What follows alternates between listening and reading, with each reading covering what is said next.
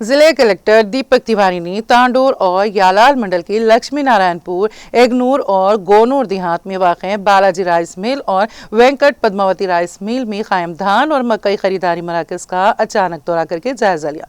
इस मौके पर कलेक्टर ने खरीदारी मराकज़ में धान की खरीदारी के अमल, लोडिंग, लिफ्टिंग और दीगर कामों की पेशरफ्त का मुआयना किया। उन्होंने अहदेदारों को हिदायत दी कि किसानों को किसी भी किस्म की परेशानी के बगैर खरीदारी के अमल को तेजी से मुकम्मल किया जाए। उन्होंने लोडिंग के अमल को जल्द अज जल्द मुकम्मल करने के लिए जरूरी तादाद में लॉरियों और हिमाली मजदूरों की फराहमी यकीनी बनाने की हिदायत दी।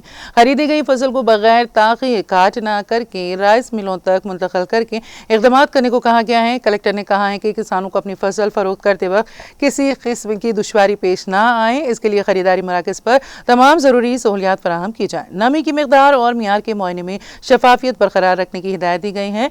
इस दौरान उन्होंने लॉरियों में लोडिंग के अमल का करीब से मुशाहिदा किया। तांडूर और मंडल में कायम मकई खरीदारी मरकज का भी दौरा करके खरीदारी के अमल का जायजा लिया।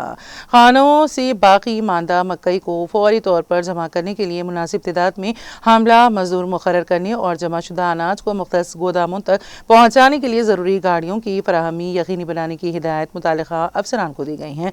कलेक्टर ने टेप एंट्रियों के अमल को तेज करने की भी हिदायत दी है। आने वाली बारिशों के पेश नज़र धान और मकई के जखीरे को नुकसान से महफूज रखने और अनाज के तहफ़्फ़ुज़ के लिए जरूरी इक़दाम करने की ताकीद की। उन्होंने कहा कि खरीदारी के अमल को मौसर तरीके से अंजाम दिया जाए ताकि किसानों को किसी किस्म की दुश्वारी ना हो। इस दौरे में DMCS मोहन कृष्णा, DS और सुदर्शन, तहसीलदार तारा सिंह, वेंकट स्वामी और किसान शरीक थे।